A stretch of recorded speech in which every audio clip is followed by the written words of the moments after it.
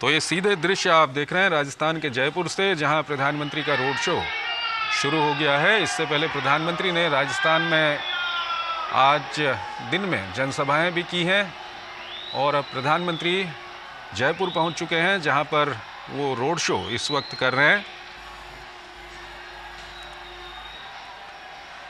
पुराना शहर यानी कि परकोटा इलाके के अंदर ये रोड शो इस वक्त किया जा रहा है और आदर्श नगर, हवा महल, किशनपोल विधानसभा क्षेत्र हैं जो इस रोड शो के जो रास्ता है उसमें पड़ते हैं। तो काफ़ी महत्वपूर्ण प्रधानमंत्री का ये रोड शो है जयपुर का। और इससे पहले दिन में आज प्रधानमंत्री ने राजस्थान में चुनावी रैलियां भी की और अब प्रधानमंत्री जयपुर पहुंच चुके हैं, जहां उन्होंने अपने रोड शो की इस वक्त शुरुआत कर दी है।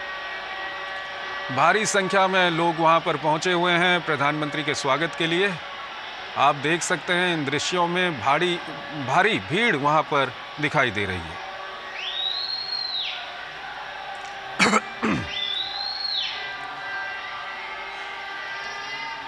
तो ये जयपुर से सीधे दृश्य इस वक्त आपको हम दिखा रहे हैं, जहां प्रधानमंत्री नरेंद्र मोदी ने अपना रोड शो अभी कुछ ही वक्त पहले वहां पर शुरू किया है। भारी संख्या में लोग जो रोड शो का रास्ता है उसके दोनों ओर जमा हैं प्रधानमंत्री की एक झलक पाने के लिए, प्रधानमंत्री का अभिवादन करने के लिए।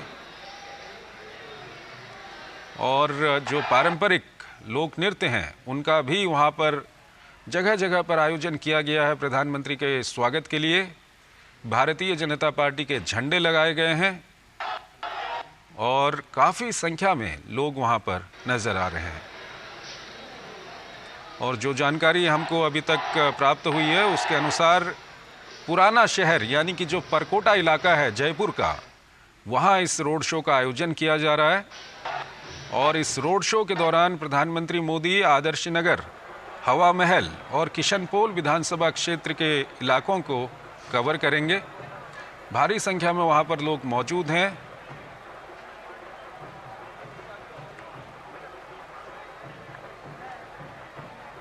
भारतीय जनता पार्टी के झंडे लेकर वहाँ पर लोग पहुँचे हुए हैं और ये दृश्य इस वक्त हम आपको दिखा रहे हैं।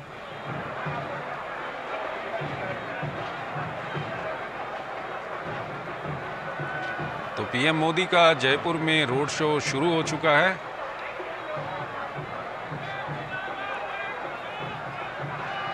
और जगह जगह पर जो रोड शो का रास्ता है वहाँ पर दोनों ओर लोग खड़े हैं, प्रधानमंत्री का अभिवादन कर रहे हैं। प्रधानमंत्री भी हाथ हिलाकर लोगों का अभिवादन वहाँ पर स्वीकार कर रहे हैं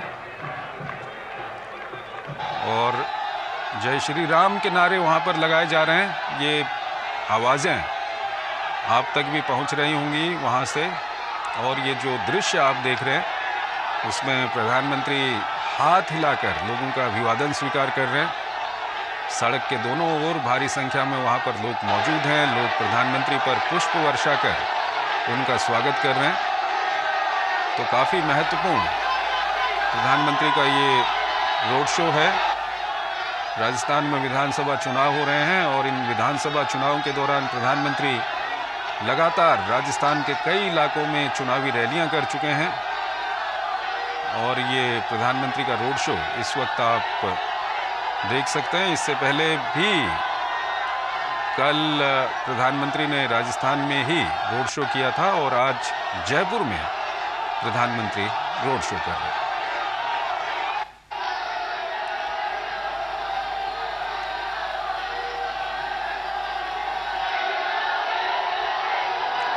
और ये भी बताया जा रहा है कि ये पहला मौका है जब जयपुर के इस पुराने इलाके में भारत के कोई प्रधानमंत्री पहुंचे हुए हैं। और जयपुर के सांगानेरी गेट स्थित हनुमान मंदिर से ये रोड शो शुरू हो चुका है, जो बापू बाजार, नेहरू बाजार, किशनपोल बाजार से होते हुए आगे बढ़ेगा।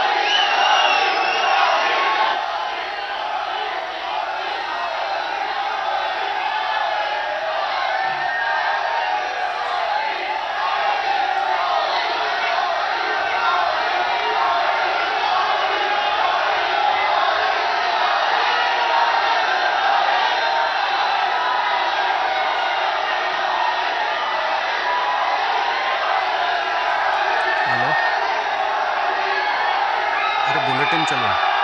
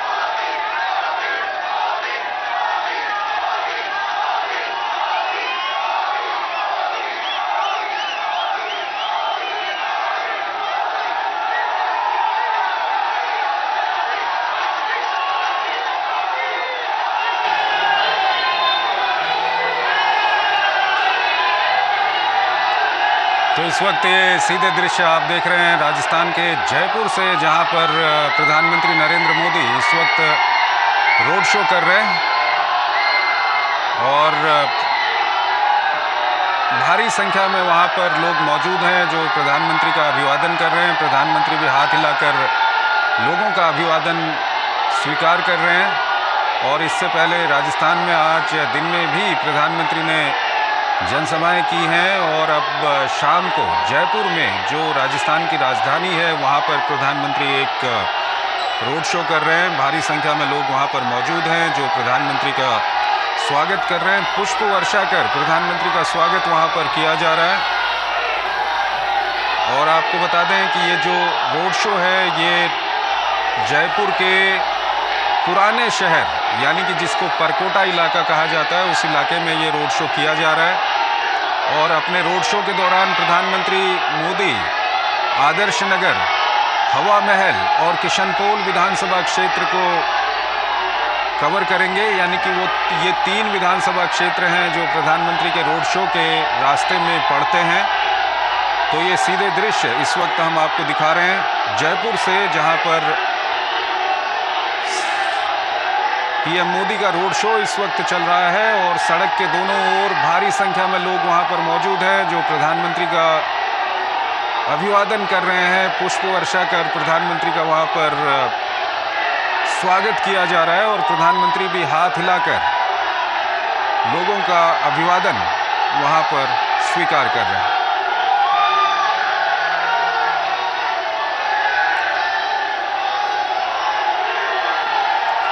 तो काफ़ी महत्वपूर्ण प्रधानमंत्री का ये रोड शो है। राजस्थान में विधानसभा चुनाव चल रहे हैं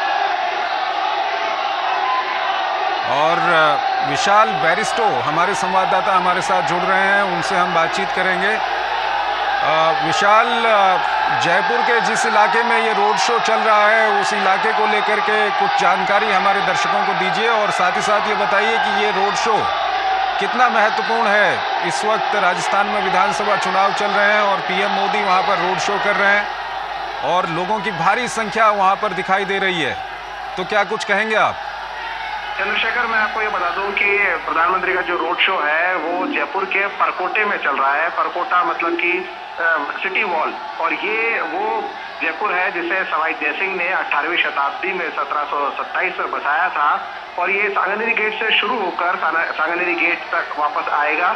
और ये बड़ी चौपड़, छोटी चौपड़, बापू बाजार, नेहरू बाजार, इन सब जो शहर का पुराना शहर जयपुर है, जिसे हम असली शहर कहते हैं, जिसे गुलाबी नगर का नाम दिया गया है, वो इन्हीं दरों दीवारों से निकलकर वो नाम गया है। और यहीं से प्रधानमंत्री का रोड शो चल रहा है, और ये है जयपुर का दिल।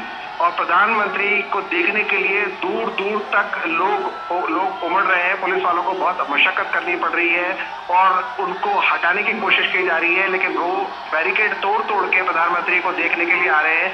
और प्रधानमंत्री को देखने के लिए 3-3 घंटे पहले से ये पूरा जो पुराना जयपुर है, पूरा परकोटे का इलाका है, यहाँ पर मंदिर ही मंदिर है, तो लोग मंदिरों में चले गए हैं, मंदिरों के छतों पर चढ़ गए हैं, और कहीं से भी प्रधानमंत्री की एक झलक देखने के लिए वो बेकरार है। आपने बात करी कितना महत्वपूर्ण ये रोड शो होने वाला है, तो मैं आपको बता दूं कि प्रधानमंत्री ने कल बीकानेर में रोड शो किया था और आज जयपुर में ये रोड शो कर रहे हैं। तो प्रधानमंत्री के ये जो रोड शोज है, जो करीब 4 किलोमीटर का बीकानेर में था, 4 किलोमीटर के करीब यहाँ पर जयपुर में है, ये डिसाइडिंग फैक्टर होने वाला है बीजेपी के लिए।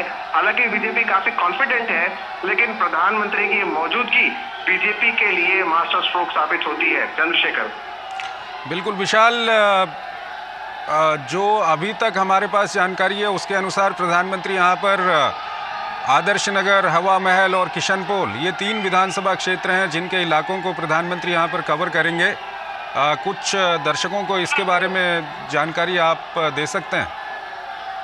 देखिए चंद्रशेखर, जैसे कि मैंने आपको बताया कि हालांकि ये बीजेपी का परंपरागत वोट बैंक है और स्ट्रॉन्ग सीट्स है, लेकिन पिछले चुनाव में बीजेपी को यहाँ से सफलता नहीं मिली थी और उसके बहुत से कारण थे, और उसमें वसुंधरा राजे भी एक फैक्टर था।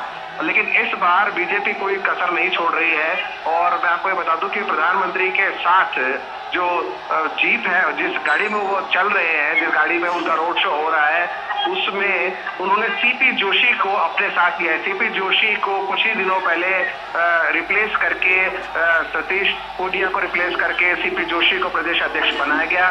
सीपी जोशी ब्राह्मण कैंडिडेट है, चित्तौड़ से वो आते हैं और अपने हिंदुत्व के लिए वो जाने जाते हैं, और उनको साथ में लेना एक सीधा सीधा मैसेज है कि बीजेपी जो है अपने हिंदू वोट को इंटैक्ट करना चाहती है। और मैं आपको ये भी बता दूं कि हवा महल से उन्होंने एक हाथोज का जो मंदिर है उसके महंत को उन्होंने कैंडिडेट बना के उतारा है, बाबा बाल मुकुंद को। जिस तरह से तिजारा में उन्होंने एक महंत को कैंडिडेट बनाया है, तो बीजेपी ने अपना जो मैसेज है बिल्कुल साफ कर दिया है कि वो केसरिया रंग पे और कमल के बटन पर और हिंदुत्व के मुद्दे पर यहाँ चुनाव लड़ रही है। और जो अन्य मुद्दे हैं जैसे कि महिला बिल्कुल विशाल, शैलेंद्र हमारे साथ जुड़े हुए हैं, हमारे संवाददाता। शैलेंद्र, किस तरह का माहौल वहाँ पर आप देख रहे हैं? हम दृश्य देख रहे हैं कि वहाँ पर भारी संख्या में लोग मौजूद हैं और प्रधानमंत्री का काफ़ी गर्मजोशी से वहाँ पर स्वागत किया जा रहा है, और जिस रास्ते से रोड शो गुजर रहा है उसके दोनों ओर भारी संख्या में वहाँ पर लोग मौजूद हैं।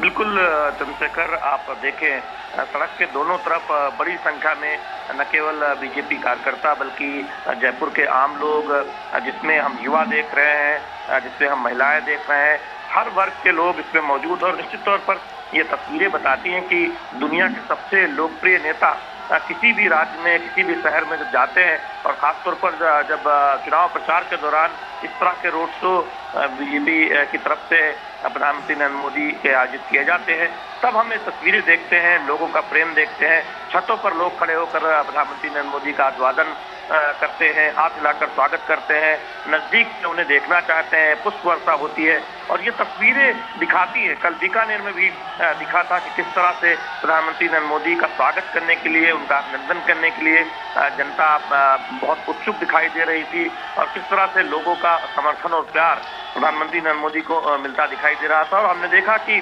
प्रधानमंत्री हाथ हिलाकर अभिवादन स्वीकार भी कर रहे हैं। आप बाएं तरफ देखें या दाईं तरफ, दोनों तरफ जनता का एक हुजूम दिखाई दे रहा है और ये तस्वीरें देखकर निश्चित तौर पर भारतीय जनता पार्टी के जो रणनीतिकार हैं, भारतीय जनता पार्टी के जो आम कार्यकर्ता हैं, वो बेहद प्रफुल्लित नजर आ रहे होंगे, क्योंकि हम पिछले 2 दिनों से देख रहे हैं बीजेपी धुआंधार प्रचार कर रही है। राजस्थान में प्रधानमंत्री नरेंद्र मोदी की चुनावी जनसभाएं हमने देखी कल और आज।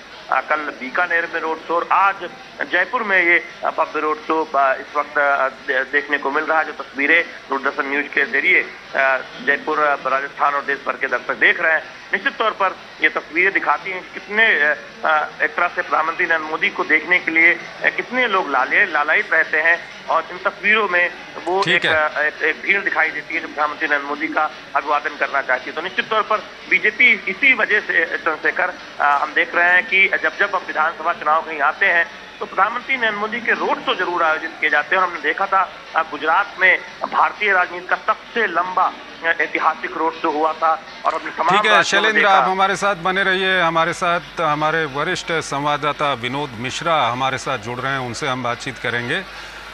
विनोद जी, राजस्थान में चुनाव चल रहे हैं और इस सब के बीच प्रधानमंत्री ने कई जगहों पर रैलियां की हैं और उसके अलावा बीकानेर में उन्होंने रोड शो भी किया था और अब जयपुर में रोड शो, जो राजस्थान की राजधानी है, क्या कुछ कहेंगे?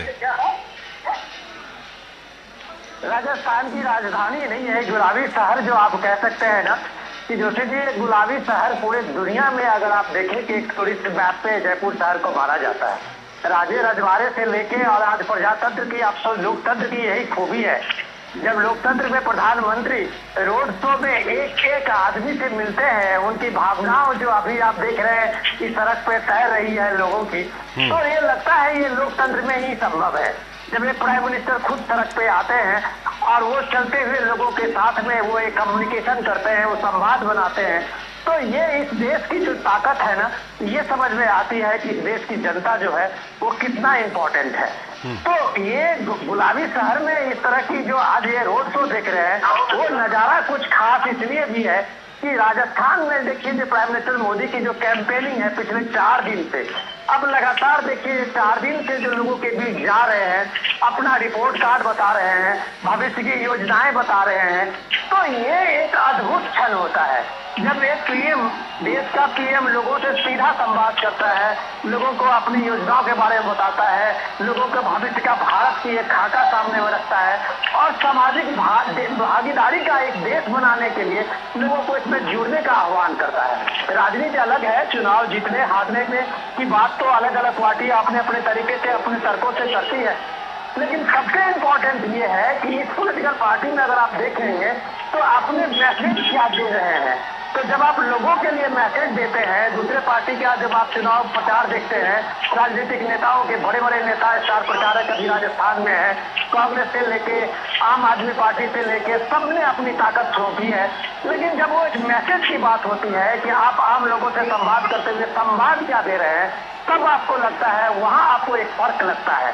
तो ये फर्क जो है पीएम जब रोड शो करते हैं और लोगों की बड़ी भागीदारी उसमें हुजूम साथ में चलते हुए देखते हैं, तब वो लगता है कि लोगों का कनेक्शन जो है, लोगों का कनेक्ट क्या है, ये आपको पीएम के रोड शो में दिखने को मिलता है। विनोद जी, 2008 में जयपुर में सीरियल ब्लास्ट हुए थे और पिछले दिनों जो जयपुर बम ब्लास्ट के आरोपी थे उनको कोर्ट ने बरी कर दिया क्योंकि उनके खिलाफ पर्याप्त साक्ष्य नहीं मिले थे और बीजेपी ने एक बड़ा मुद्दा इसको बनाया हुआ है और प्रधानमंत्री का जो रोड शो आज जिस रूट पे चल रहा है, इस रूट के अधिकांश जगहों पर ये सीरियल ब्लास्ट हुए थे, इसको लेकर क्या कुछ कहेंगे? एक बड़ा मुद्दा बीजेपी ने इसको बना के रखा हुआ है। आपको मान सकते हैं। आप ये देखिए कि ये यहाँ आप हिंदुस्तान में अलग अलग कोने में, जिस आप कभी यूपी, आप राजस्थान की बात करें, अभी अब यूपी की बात करें, इससे पहले महाराष्ट्र की बात करें, ये 2009 का आपको याद होगा, 2008 से 9-10 तक में जो एक सीरियल बम ब्लास्ट का एक चेन बना हुआ था।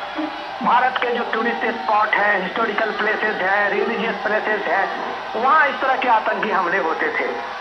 लेकिन ये पता नहीं इस देश में सियासत की क्या एक मजबूरी है कि वो एक टेररिज्म को, एक बड़े फंडामेंटलिज्म को और सियासत में कैसे घालमेल करती है, इसका उदाहरण राजस्थान में दिख रहा है। और अब ट्रायल कोर्ट को यह कहना पड़ा कि इसमें जो ट्रायल हुई है वो कितनी, एक तो सुस्त हुई है, इसकी रफ्तार सुस्त थी।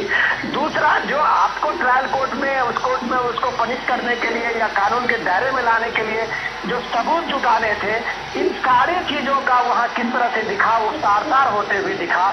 तो आपको ये मानना पड़ेगा कि जब तक वहाँ की पुलिसिंग, न्याय व्यवस्था में आप जब अच्छी ट्रायल करके, आप जब अच्छे इन्वेस्टिगेशन करके सामने में नहीं रखेंगे, तो अब इस देश में जो ये आतंकवाद के खिलाफ एक माहौल बना है, जो पिछले आप 10 साल से देख रहे हैं, वो संभव नहीं है जब तक कि आप मजबूती से उसको न्याय के कटघरे में नहीं खड़ा करेंगे। तो इस मामले में राजस्थान सरकार की ये बड़ी चूक थी कि इतने खतरनाक आतंकी को, जिसको एक सजा के रूप में उसको एक, यहाँ तक कि कोर्ट में फांसी की सजा भी मांग हुई थी, और उस अपराधी को, उस टेररिस्ट को आपने बाइज्जत रिहा करने की बात कह रहे हैं, तो ये माना जाएगा कि ये देश के आने वाले भविष्य के साथ में आप खिलवाड़ कर रहे हैं। वो 2008-9 तक का जो आतंकी हमलों का एक सीरीज था, आप देश को उस बहाने पे ले जा रहे हैं। ये अफसोसनाक बात है। लेकिन ये अभी अब इसका प्रोसेस है, ये ऐसा हुआ नहीं है कि अभी इसके ट्रायल कोर्ट में होने से उसका केस खत्म हो जाता है, ये अभी लंबा चलेगा। लेकिन इसमें राजस्थान की सरकार, मौजूदा सरकार की चूक हुई है। ठीक है विनोद जी, एक तरफ जी, विनोद जी अपनी बात पूरी कीजिए। जी, मैं यही कह रहा था कि लॉ एंड ऑर्डर जो है, आप ये देखें कि ये इसलिए होता है जब आप इस मामले में कोई सियासत का आप एक चेहरा बना, एक लाइन खींचते हैं। अब ये देखिए, पिछले दिनों जो राजस्थान में जितने दंगे हुए थे, जिस तरह से वहाँ पे एक माहौल बना था, इस माहौल के कारण में इसलिए था कि आप जस्टिस करते हुए नहीं दिख रहे थे। आप कहीं ना किसी कॉर्नर में एक सॉफ्ट कॉर्नर ले रहे थे। ये ठीक बात है कि एडमिनिस्ट्रेशन को इस रूप में अपना एक रोल करना पड़ता है, लेकिन लॉ एंड ऑर्डर में आपको एक मैसेज भी देना पड़ता है। और वो मैसेज आपको, बाबा अगर योगी आदित्यनाथ को लेकर लोग जितना भी बहस कर ले, लेकिन यूपी जैसे जगह पे आज अगर इस देश में पिछले 5 साल में एक भी दंगे नहीं हुए हैं, तो राजस्थान में ये संभव था। जो करने में अशोक गहलोत चूक गए हैं। शायद जो बीजेपी का आरोप है कि उन्होंने एक अपीजमेंट की तरह उस पर कोई ठोस कार्रवाई करते हुए नहीं दिखे, हो सकता है कि एक बड़ी वजह हो। विनोद जी, इसके अलावा बार बार जो भी वहाँ पर जनसभाएं हो रही हैं, चाहे वो प्रधानमंत्री की जनसभा हो या बीजेपी के दूसरे नेताओं की जनसभा हो, बार बार जो राजस्थान की सरकार है उस पर आरोप लगाया जा रहा है महिलाओं के खिलाफ अत्याचार का। लॉ एंड ऑर्डर की वहाँ पर जो सिचुएशन है वो काफ़ी ख़राब हो चुकी है। ये कितना बड़ा मुद्दा बन चुका है इन चुनाव में? बिल्कुल बड़ा मुद्दा है। अब अशोक गहलोत हर अपने जो प्रेस कॉन्फ्रेंस करते हैं या जो रैली करते हैं या अभी वो गारंटी यात्रा पे निकले हुए हैं, उनको ये सफाई देनी पड़ रही है।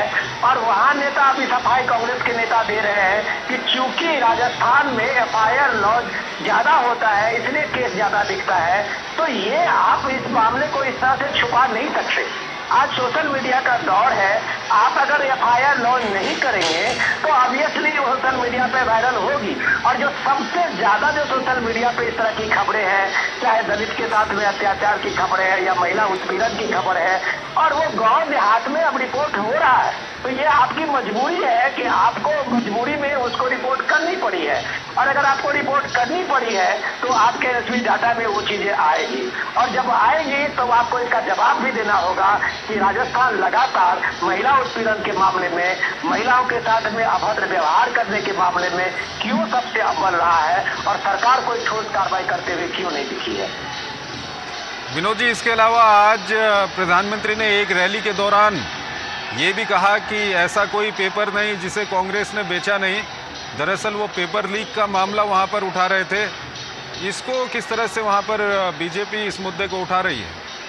देखिए, सच में ये मामला जो है पीएम मोदी का, अगर आप 2-3 मामले को देखें, वो किस तरह से करप्शन के इशू पे जो पूरी तरह से अशोक गहलोत सरकार को घेर रहे हैं। और डेफिनेटली ये चीजें पिछले 2 साल से आप देखिए कि लोगों के जनमानस में कहीं से हर एक आदमी इस चीज के लिए, इंडिविजुअल जो बेरोजगार युवक चाहे वो सरकारी नौकरी के लिए तैयारी कर रहे हो या फिर दूसरे बिजनेस के लोग अपने अपने एक छोटा मोटा इंस्टीट्यूशन बनाने के लिए या दुकान करने के लिए कर रहे हो, उनके मन का जो सवाल है वो सवाल आज भी हम अपने रैली में उठा रहे हैं। और ये इसलिए उठा रहे हैं कि जब आपके आज अगर इस तरह की कार्रवाई हो रही है, आज अगर ईडी की कार्रवाई हो रही है, उसमें लॉकर खुल रहे हैं, उसमें जो बैंकों में उनके पैसे जो रखे हुए वो लोगों के बीच सार्वजनिक हो रहे हैं, तो ये काम जब आज ईडी की कार्रवाई से हो रही है तो काश अगर 2 साल पहले वहाँ के एसीबी, वहाँ के जो क्राइम ब्यूरो है, इस तरह की अगर ठोस कार्रवाई करती तो शायद ये पेपर लीक चपरासी से लेके ऑफिसर तक का जो एक सीरीज था राजस्थान में शायद नहीं होता। आपको मैं एक बार याद दिला दूं कि सचिन पायलट ने पिछले महीने लगभग 3 महीने का इस पेपर लीक के खिलाफ में उन्होंने आमरण धरना यात्रा शुरू की थी और जयपुर शहर में उन्होंने धरना दिया था और कांग्रेस को ये बात माननी पड़ी थी कि ये उसके सरकार में सबसे बड़ी नाकामी है। ये खुद कांग्रेस के लोगों ने माना और ये बात कम से कम बीजेपी के लोग कहेंगे तो ये एक आरोप लगेगा, लेकिन खुद सचिन पायलट इस पेपर लीक के मामले में राज्य सरकार को घेरते हुए नजर आए और उन्होंने एक तरह से उसको बड़ा मुद्दा बना दिया था। लेकिन आज अगर प्राइम मिनिस्टर मोदी इस चीज को उछाल रहे हैं कि सचिन पायलट चुप है, आज वो इस कार्रवाई पे करने के लिए कोई जो एजेंडा उन्होंने बनाया था उस एजेंडा को सचिन पायलट आज की रैलियों में अपनी जनसभाओं में नहीं उठा रहे हैं, लेकिन पीएम मोदी उनके बचे हुए काम को आगे बढ़ा रहे हैं और वो कह रहे हैं कि ये भ्रष्ट सरकार है। जब एक नौजवान की कोई नौकरी छीन के दूसरे को पैसे लेके दे रहा हो तो आप कह सकते हैं कि ये एस्पिरेशन इंडिया के साथ ये बड़ा धोखा है। विनोद जी, आज ये जो राजस्थान में कांग्रेस की ओर से मैनिफेस्टो जारी किया गया है, इसमें फिर चिरंजीवी स्वास्थ्य बीमा की राशि को 25 लाख रुपए से बढ़ाकर 50 लाख रुपए करने, 4 लाख सरकारी नौकरियों की बात की गई है, 10 लाख नए रोजगार की बात की गई है, किसानों का कर्ज माफ़ करने की बात की गई है, एमएसपी के लिए कानून बनाने की बात की गई है, 400 रुपये में गैस सिलेंडर की बात की गई है। तो ये वैसे ही वादे हैं जैसे छत्तीसगढ़ में और साथ ही साथ मध्य प्रदेश में भी कांग्रेस इस तरह के वादे कर रही है, जिसके लिए बीजेपी की ओर से आरोप लगाया गया है कि फ्री की रेवड़ियां बांटने की कांग्रेस की आदत हो चुकी है इन चुनावों में। ये बीजेपी के लिए कितनी बड़ी चुनौती वहां पर है? देखिए जोशी जी, ये देश जो है वहाँ लोग जनता को बहुत अंडर एस्टिमेट करते हैं। उनको लगता है कि हम ये लोग लुभाने वादे करके और चुनाव हम जीत जाएंगे, सत्ता में दोबारा आ जाएंगे। ऐसा होता नहीं है। ऐसा इसलिए नहीं होता है कि पहले तो बात ये है कि जो सरकार में होती है पॉलिटिकल पार्टियां, वो वादे इतना कर नहीं पाती है क्योंकि उनको अपना एक लिमिट पता होता है। अपोजिशन में जो पार्टियां होती है उनको पूरा खुला आकाश होता है, वो जितना दे दे, चांद दे दे, तारे दे दे, सबको जमीन से उतार के दे दे। लेकिन जो सरकार में पार्टी होती है उसके साथ में एक लिमिटेशन होता है, उनके पास रिप्रेजेंटेशन कम होते हैं कि वो इस चीज को बता सके लोगों को। और अगर ये बात, अगर 25 लाख की चिरंजीवी योजना की बात, वो आज सीधे सीधे 50 लाख, राहुल गांधी ने सिर्फ यही तो कहा था कि हम सबसे ज्यादा अपने स्वास्थ्य स्कीम में पैसा दे रहे हैं, अगर इसको थोड़ा और बढ़ा दे तो शायद और लोगों की सहूलियत होगी। राहुल गांधी के सिर्फ एक जनसभा में इतना कहने के साथ ही 1 घंटे के बाद अशोक गहलोत सरकार से ये आ जाता है उसका वादा कि इसको हम 50 लाख कर रहे हैं। तो जो आपको करना नहीं है उसको अगर आप 1 करोड़ भी कर दें तो क्या फर्क पड़ता है? अगर आपको करना है तो आप लोगों को इसका बजट बता सकते हैं कि हम जो ये 1 करोड़ या 50 लाख करने जा रहे हैं उसके पीछे हमारा ये बजट है और उसको लेके हमारी ये तैयारी है। आपने राहुल गांधी ने एक बात कही और 1 घंटे में आपने 25 का 50 कर दिया।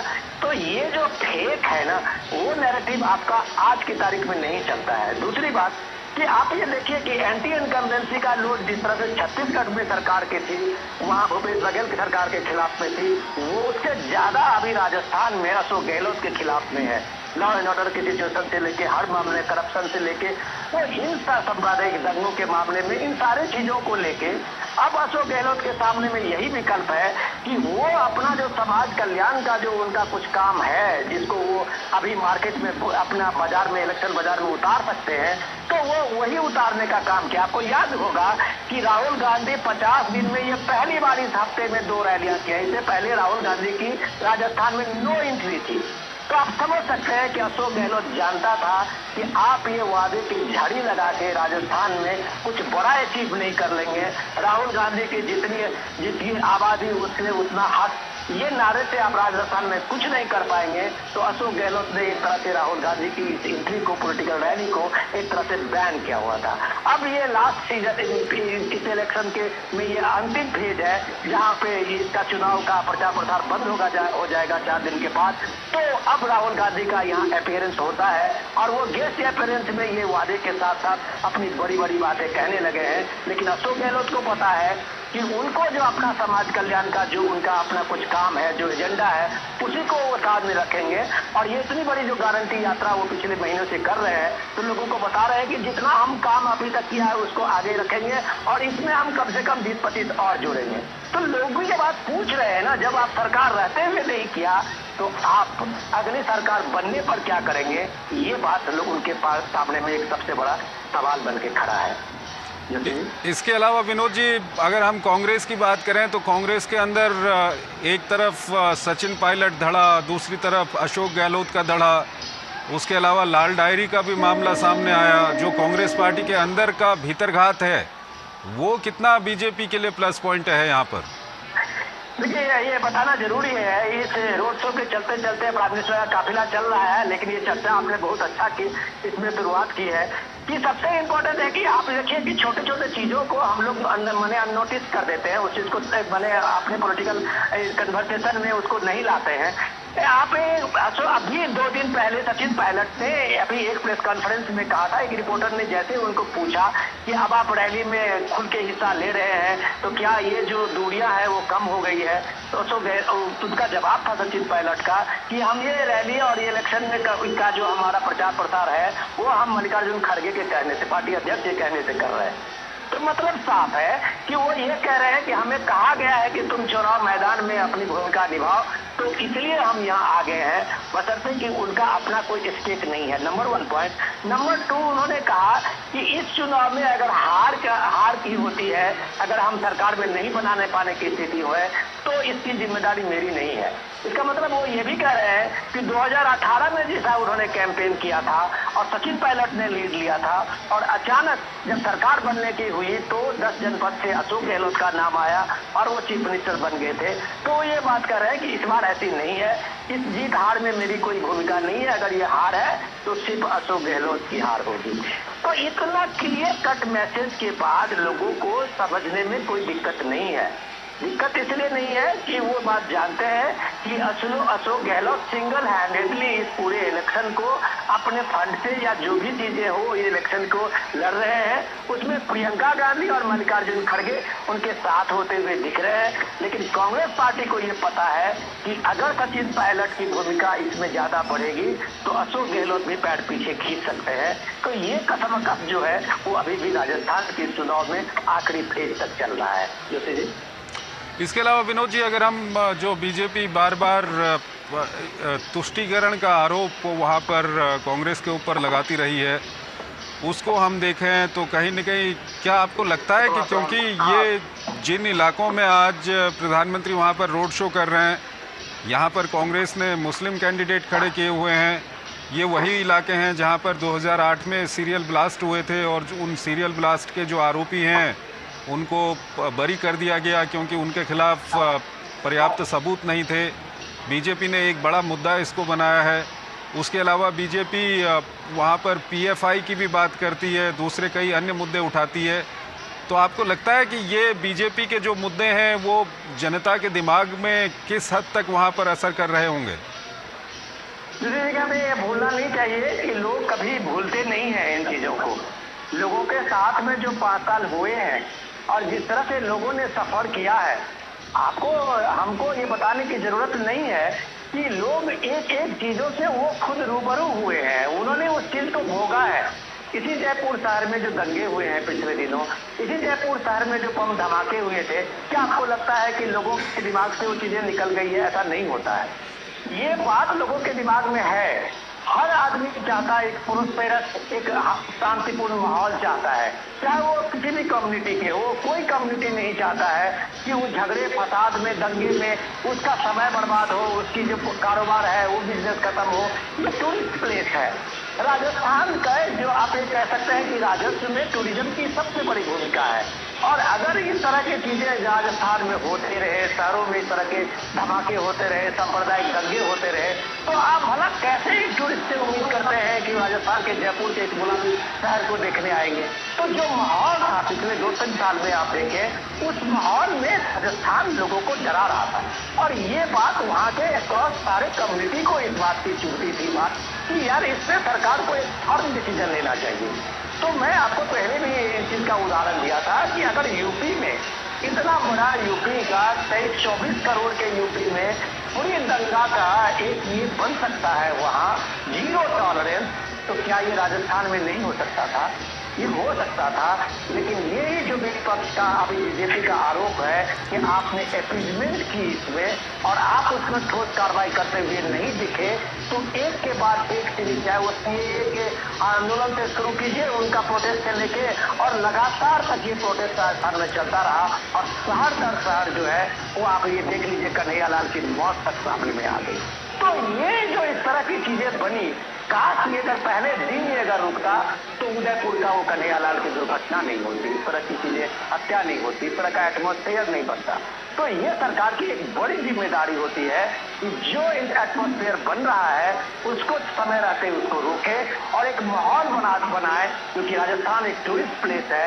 राजस्थान के हर शहर में लोग जो जाते हैं वो एक फील करते हैं उस टूरिज्म स्पॉट के रूप में। अगर वहाँ शांति नहीं होगी, वहाँ खुशहाली नहीं होगी, माहौल नहीं बनेगा, तो नेशनल इंटरनेशनल क्या लोकल टूरिस्ट भी एक दूसरे शहर में जाते हुए हिचकिचाएंगे।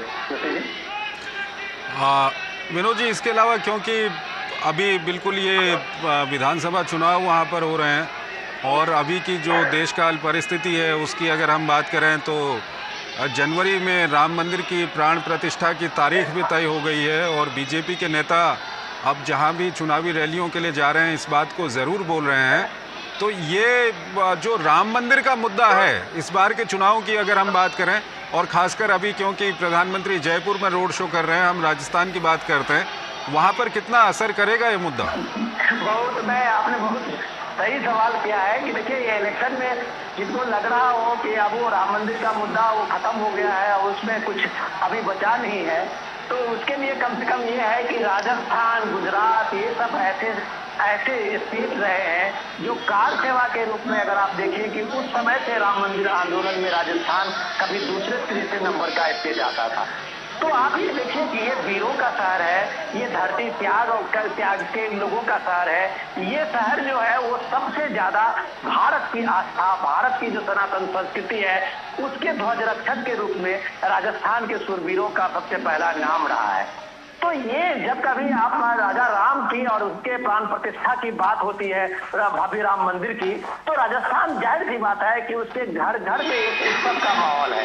हमने देखा है कि वहाँ राम को लेके, वो एक आदर्श पुरुष को लेके वहाँ पे जो लोगों में एक कनेक्शन है, तो ये बात तो जरूर है। जब यहाँ पे अमित शाह अपनी रैलियों में जाते हैं और वो एक इन्विटेशन देते हैं कि यहाँ सारे लोग आए, जो 22 तारीख का वहाँ का राम मंदिर का शिलान्यास का, रामलला का जो प्राण प्रतिष्ठा हो रही है मूर्ति का, तो जाहिर सी बात है ये लोगों के दिल में है।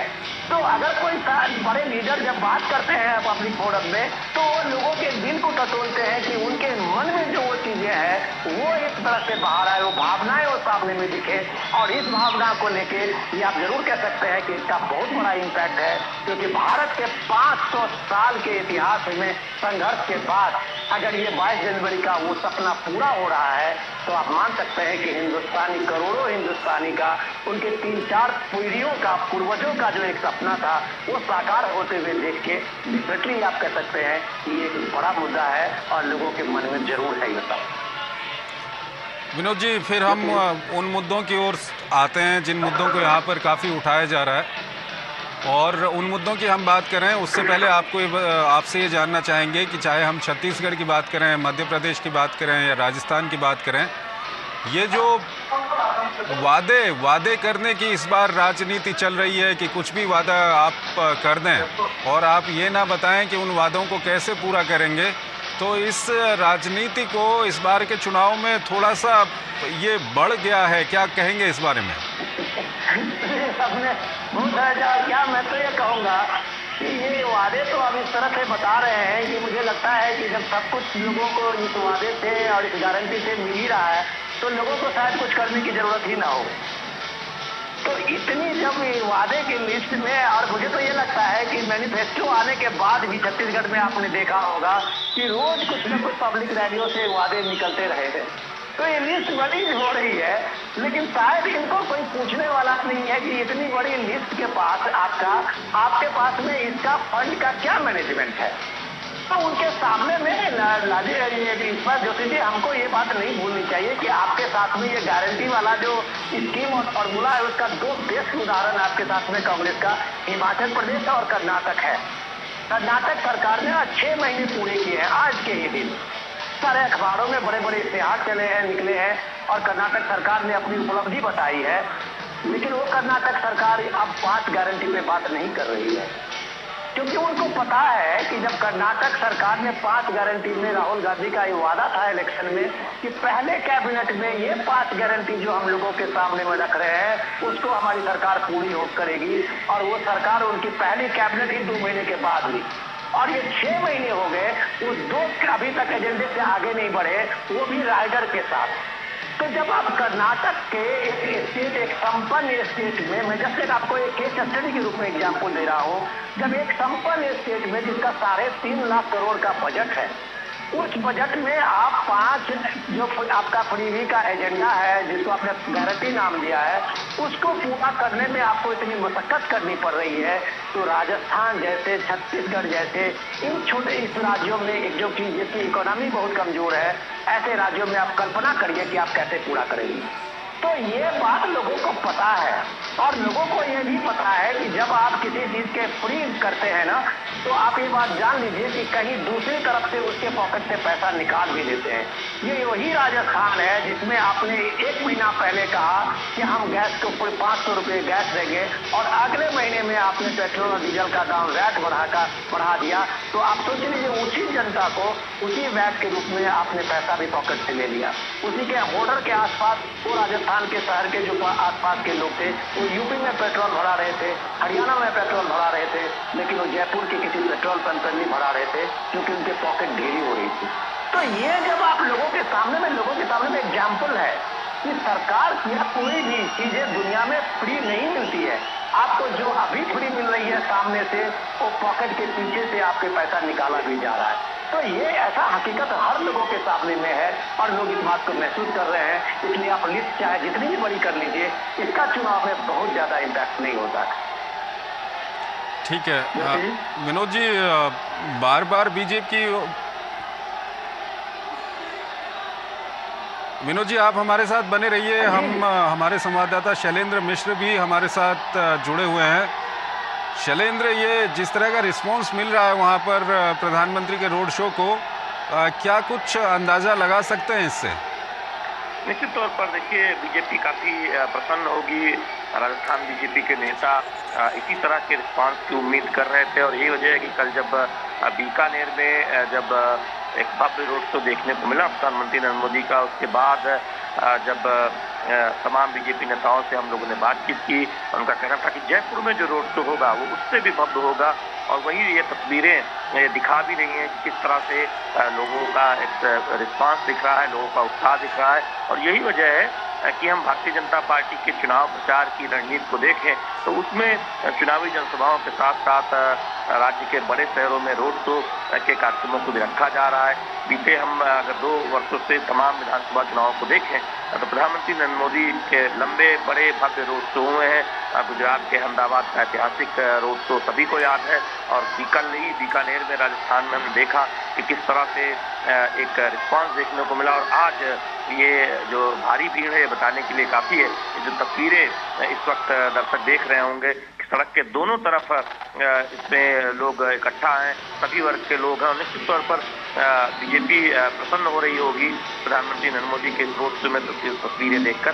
तो निश्चित तौर पर प्रधानमंत्री नरेंद्र मोदी भी हाथ हिलाकर अभिवादन कर रहे हैं, अभिनंदन स्वीकार कर रहे हैं और हमने देखा है कि दुनिया के सबसे लोकप्रिय नेता के तौर पर प्रधानमंत्री नरेंद्र मोदी जाने जाते हैं और वो कहीं भी जाते हैं और खासतौर पर जहाँ पर चुनाव होता है उन राज्यों में जहाँ वो रोड शो करते हैं, इस तरह का एक जबरदस्त रिस्पांस देखने को मिलता है, न केवल बीजेपी कार्यकर्ताओं का बल्कि आम लोगों का, आम शहर के लोगों का।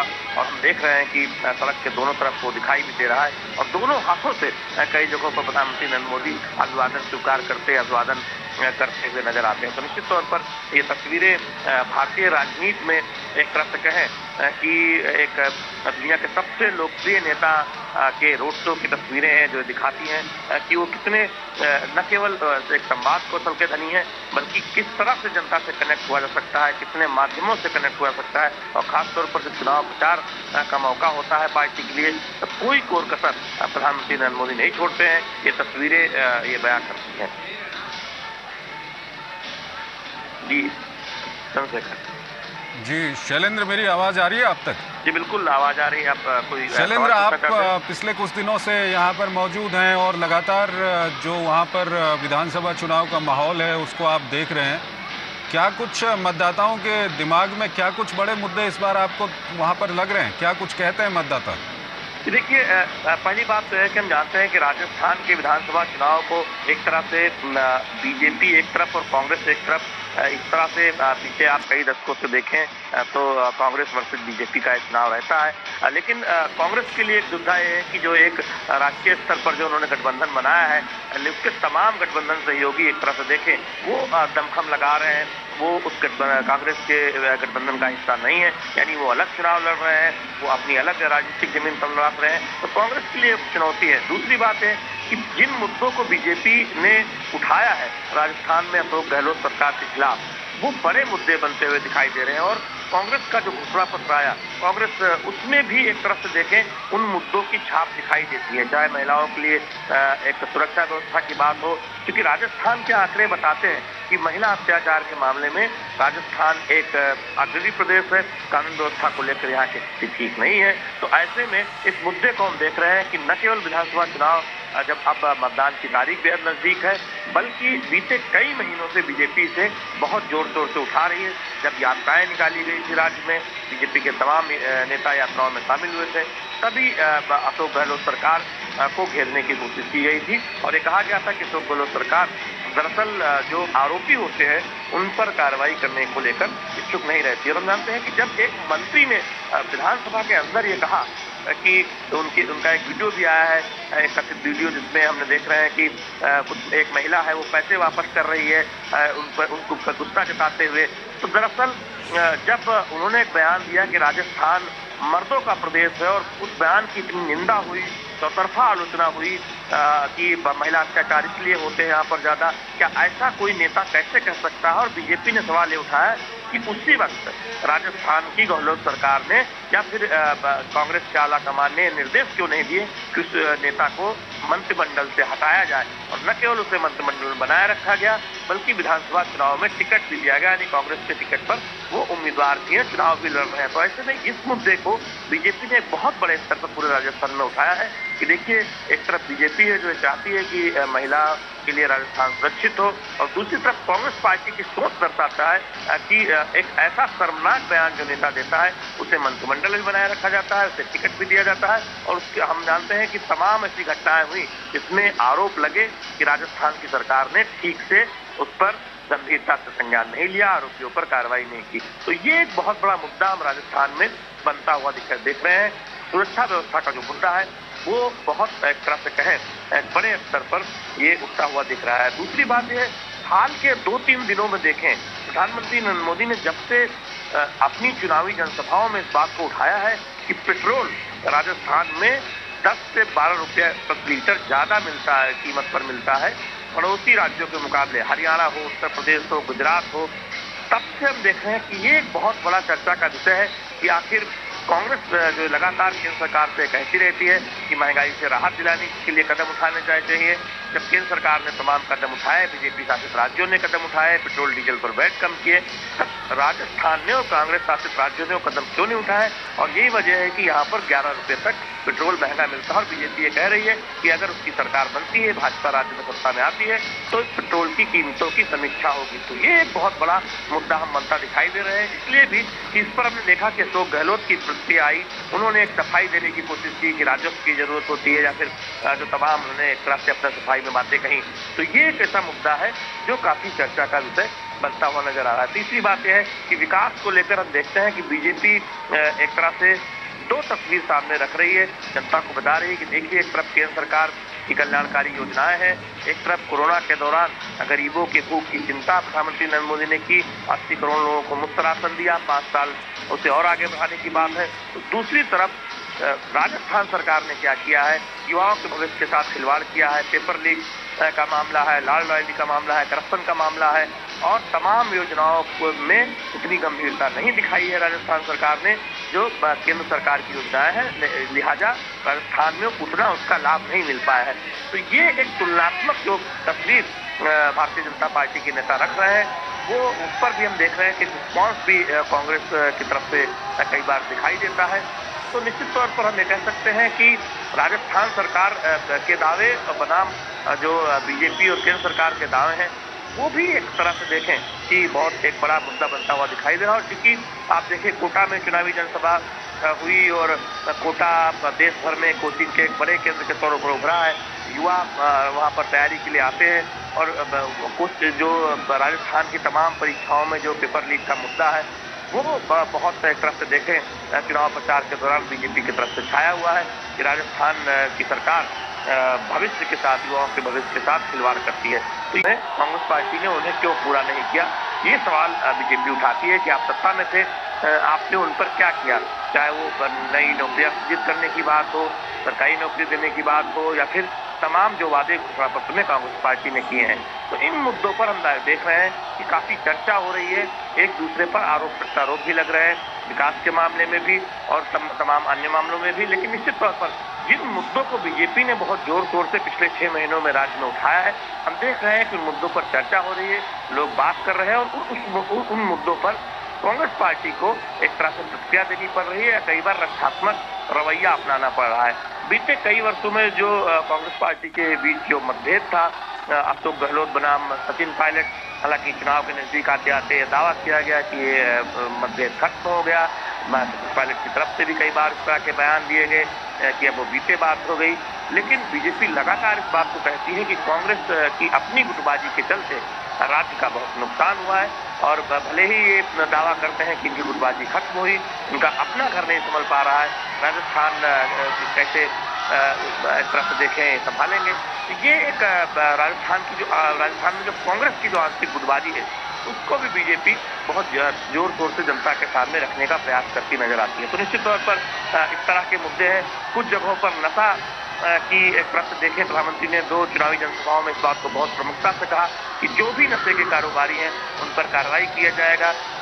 तो एक जनसभा जिसमें मौजूद था, तब बड़ी संख्या में महिलाएं थी, उन महिलाओं की तरफ प्रधानमंत्री नरेंद्र मोदी ने कहा कि उनके बच्चों से खिलवाड़ नहीं करने दिया जाएगा, और नशे का जो भी लोग कारोबार करते हैं उनके खिलाफ सख्त से सख्त कार्रवाई की जाएगी। तो राजस्थान में नशे की रोकथाम, ये भी आप देखें कुछ जिलों में खासतौर पर ये एक ऐसा मुद्दा है जिस पर लोग बात करते हैं कि नशे पर रोक लगनी चाहिए। तो इस तरह के मुद्दे राजस्थान के चुनाव में उठते हुए देख रहे हैं। लेकिन जो सबसे प्रमुख तौर पर उसमें महिलाओं के खिलाफ और दलितों के खिलाफ जो अत्याचार का मामला है, वो तकरीबन हर चुनावी जनसभाओं में, और अब लाल डायरी का मुद्दा जो करप्शन से जुड़ा हुआ है, ये 2 मुद्दे ऐसे हैं जो हम देख रहे हैं कि बीजेपी के जितने भी आला नेता आते हैं वो उठाते हैं, और ये ऐसे मुद्दे हैं जो हमें कह सकते हैं कि राजस्थान के चुनाव में चर्चा में। चंद्रशेखर। बिल्कुल शैलेंद्र, हालांकि आपने कई सारे मुद्दों की यहाँ पर बात की, आप हमारे साथ बने रहिए। उससे पहले हम दर्शकों को बता दें कि प्रधानमंत्री नरेंद्र मोदी इस वक्त जयपुर में रोड शो कर रहे हैं। जयपुर के पुराने शहर परकोटा इलाके में वो रोड शो कर रहे हैं। भारी संख्या में लोग वहाँ पर मौजूद हैं प्रधानमंत्री का स्वागत करने के लिए, प्रधानमंत्री का अभिवादन करने के लिए। प्रधानमंत्री पर पुष्प वर्षा वहाँ पर लोग कर रहे हैं और प्रधानमंत्री भी हाथ हिलाकर लोगों का अभिवादन स्वीकार कर रहे हैं वहाँ पर। और हमारे संवाददाता शैलेंद्र मिश्रा हमारे साथ बने हुए हैं, हमारे वरिष्ठ संवाददाता विनोद मिश्रा भी हमारे साथ बने हुए हैं।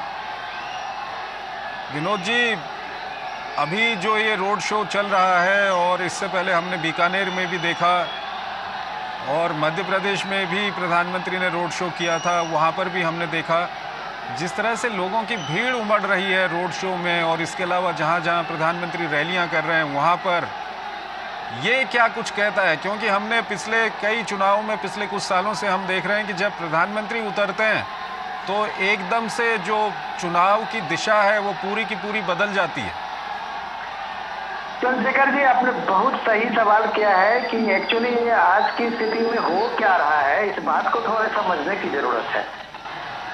जरूरत इस बात की है कि आजकल जो मैनिफेस्टो बन रहे हैं किसी भी पॉलिटिकल पार्टी को, वो जनता का मिजाज और जनता के मन टटोले वो अपनी तरफ से घोषणाएं करते हैं। उनको लगता है कि जनता जो है शायद इस घोषणा के लालच में उनको वो समर्थन देते हुए नजर आएगी, लेकिन ऐसा होता नहीं है प्रैक्टिकली। और जब आप ये देखते हैं कि जब ये आप भीड़ देखते हैं, ये रैली में आप देखिए कि ये 4 किलोमीटर से ज्यादा की रैली अभी प्राइम मिनिस्टर ने अभी इतने देर में पूरा कर ली है।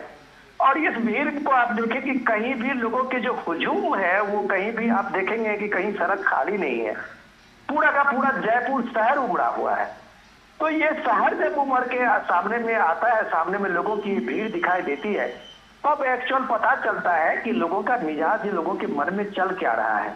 और लोगों का जो ये उत्साह है वो देखिए, आप यहाँ भजन कीर्तन हो रहे हैं, मंदिर के सामने में कैसे शंख बजाए जा रहे हैं, प्राइम मिनिस्टर का किस तरह से स्वागत हो रहा है। तो ये जो स्थिति बनी है, ये कोई घोषणा से नहीं होता, ये किसी वादे से नहीं होता, ये एक कनेक्शन से होता है। ये एक इमोशनल पॉइंट है जो पीएम मोदी को देख के लोगों के मन में उठता है, और ये जो मन में उठता है वो लोगों को अपने घर से बाहर निकाल आता है। अब इसमें देखिए कि जहां तक मैं देख पा रहा हूँ, भीड़ में छत पे देखिए लोग खड़े हुए हैं, अपने अपने घरों के छत पे खड़े हुए हैं, सड़क पे खड़े हुए हैं, दुकान के सामने में सारे लोग खड़े हुए हैं, दुकानें बंद है, बाजार बंद है। तो ये जो पूरा का पूरा एक तरह से आप देखिए कि शहर किस तरह से सारा कारोबार छोड़ के, ये कारोबारी शहर है और प्राइम मिनिस्टर के मोदी के इस रोड शो में अपना तन मन से जुटा हुआ है। तो आप कह सकते हैं कि यहाँ कोई गारंटी का वो जादू नहीं है, यहाँ जो जादू है वो एक भरोसा का है। और ये जो भरोसा है, जब आप ये देखेंगे कि पिछले 3 दिन से आप देख रहे हैं कि कांग्रेस के बड़े बड़े नेता इस बात को क्लेम करते हुए दिखते हैं कि पीएम मोदी ने उनकी गारंटी चुराई है, और ये सारे जो फ्रीबी है वो अचानक पीएम के या बीजेपी के लिस्ट में बड़ी हो गई है। ये उनकी तरफ से कहे, किसी भी पॉलिटिकल पार्टी को राजनीति में सत्ता में आने का उनका एक मकसद होता है, कांग्रेस को भी ये अधिकार है।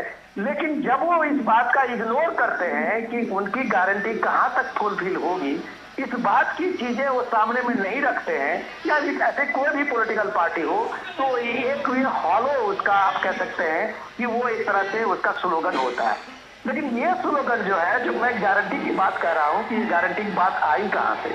आपको याद होगा कि पिछले दिनों पीएम मोदी ने दिल्ली के एक सम्मेलन में कहा था, और उन्होंने इस गारंटी का जिक्र करते हुए कहा था कि अगर मैं दूसरी बार अगर 2024 में तीसरी बार चुनाव जीत के आता हूँ, तो ये मोदी की गारंटी है कि देश इकोनॉमी में तीसरे नंबर पे होगी। और ये उन्होंने 2024 के चुनाव के बाद की अपनी गारंटी दी थी कि मोदी की गारंटी है कि देश तीसरे नंबर पे होगी। इसी तरह से ये गारंटी की बात पीएम मोदी ने एक जनसभा में की, और उस जनसभा में कहते हुए दिखे कि ये मेरी गारंटी है कि हर गरीब के घर का छत होगा, जो 3 करोड़ लोगों का घर इस योजना में पूरा करके दिए हैं। उन्होंने कहा कि हमने करके दिखाया है कि 12 करोड़ लोगों को शौचालय मिला है। उन्होंने करके दिखाया कि वहाँ 7 करोड़ से ज्यादा लोगों को गैस मिला है उज्ज्वला स्कीम में। उन्होंने ये करके दिखाया है कि हर घर बिजली का जो उनका वादा था वो हर गांव तक बिजली पहुंची है, हर घर बिजली पहुंची है। तो ये मोदी की गारंटी है। तो इस गारंटी को लेके जब वो इलेक्शन रैली में जाते हैं और ये बात कहते हैं, राजस्थान में जोर शोर से ये बात कहते हैं ये मोदी की गारंटी है, तो लोगों में ये भरोसा जगता है कि मोदी जो कहता है वो पूरा करता है। और जो गारंटी की बात आप कह रहे हैं, या बड़े 14 गारंटी लेके आप राजस्थान में अभी अशोक गहलोत घूम रहे हैं, शायद उन लोगों को ये बता रहे हैं कि हमने ये गारंटी पूरी की, अब ये लिस्ट में जो गारंटी है उसको हम आगे पूरे करेंगे, लेकिन लोगों को पक्का यकीन है कि ये आपसे नहीं होगा। तो ये भीड़ अभी इस यात्रा में आप किसी भी पॉलिटिकल पार्टी का ये आप रैली देख लीजिए, उनकी जनसभाएं देख लीजिए, आप रोड शो देख लीजिए, आपके रोड शो में ये लंबी भीड़, ये लंबी कतारें, ये लंबा रोड शो, ये शायद अभी हिंदुस्तान में आप चाहे जहां भी चले जाए, चाहे नॉर्थ ईस्ट चले जाए, नॉर्थ के कर्नाटक के किसी शहर में चले जाए और दूसरे शहर उड़ीसा में चले जाए, अगर पीएम मोदी का रोड शो में ये ललक जो लोगों की है आपको बराबर देखेगी। ये सिर्फ बनारस में आप नहीं देखेंगे जहाँ के कंस्टिट्यूंसी से वो एमपी है, ये लगभग हर शहर में है। ये गुजरात में इतनी भीड़ आपको नहीं दिखेगी जहां उन्होंने 15 साल अपना एक चीफ मिनिस्टर रहते हुए और 20 साल एक कार्यकर्ता के रहते हुए बिताया है। ये पूरे देश में है। तो आप जब जननायक कहते हैं, आप एक नेशनल लीडर और एक उम्मीद का लीडर आप देखते हैं, आप जब ये कहते हैं, जो शैलेंद्र बता रहे थे कि प्राइम मिनिस्टर मोदी को कैसे लोग अपना पासपोर्ट के रूप में देखते हैं कि उसका क्रेज कैसे बढ़ा है, इंडिया के पासपोर्ट की कैसे दुनिया में वैल्यू बढ़ी है, तो लोग जो चाहे बाहर जा रहे हों, चाहे वो इंफ्रास्ट्रक्चर के रूप में अभी कहीं देश में कहीं जा रहे हों, चाहे तीर्थ स्थान पे कहीं वो जा रहे हैं, ये परिवर्तन जो देखा है ये मोदी का भरोसा है। और हर आदमी इस गारंटी को मोदी की गारंटी से कनेक्ट करते हैं। चंद्रशेखर जी बिल्कुल, लेकिन इस सब के बीच विनोद जी, क्योंकि आप राजनीतिक जो मामले हैं उनकी काफ़ी अच्छी जानकारी रखते हैं, बीजेपी का राजस्थान में कोई घोषित मुख्यमंत्री पद का वहाँ पर दावेदार नहीं है और कई जगहों पर इसका फ़ायदा भी पार्टी को हुआ है। क्या कुछ आपको लगता है इसका क्या कुछ असर वहाँ पर होगा?